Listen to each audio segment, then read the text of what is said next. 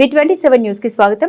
కరీంనగర్ జిల్లా వినవంక మండలంలోని చల్లూరు గ్రామంలో ఫ్లాష్ చల్లూరు గ్రామ బీఆర్ఎస్ పార్టీ నాయకులకు కార్యకర్తలకు అభిమానులకు నమస్కరించి తెలియజేయనది మన ప్రియతమ నాయకులు తెలంగాణ రాష్ట్ర స్వప్నాన్ని సాధించిన తొలి ముఖ్యమంత్రి కల్వకుంట్ల చంద్రశేఖరరావు గారి పైన అక్రమ కేసులు బనాయించి కక్షపూరితమైన రాజకీయాలకు తెరలేపుతున్న ప్రస్తుత ముఖ్యమంత్రి రేవంత్ రెడ్డి గారి నిరంకుశ పాలనకు వ్యతిరేకంగా చల్లూరు గ్రామం గాంధీ చౌరస్తాలో ఈరోజు ఉదయం 10 గంటలకు ధర్నా కార్యక్రమం పార్టీ సీనియర్ నాయకులు బాల బాలకిషన్ రావు గారి ఆధ్వర్యంలో కలదు. కావున సమయానికి ప్రతి ఒక్క కార్యకర్త మరియు అభిమానులు హాజరై ధర్నా కార్యక్రమాన్ని విజయవంతం చేయవలసిందిగా కోరుతున్నాం.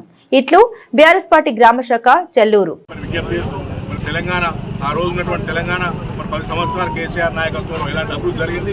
2.5 సంవత్సరాల కాంగ్రెస్ పార్టీ హామీలు ఏంటి, ఏ హామీలు వాళ్ళు అమలు చేసేది, ఏ హామీలు అమలు చేయలేదు. ఇట్టి విషయంలో ప్రజలందరూ కూడా పెద్ద మనసు ఆలోచన చేయాలని చెప్పి రాబోయే రోజులలో ఈరోజు మున్సిపాలిటీలు జరుగుతూ ఉన్నాయి.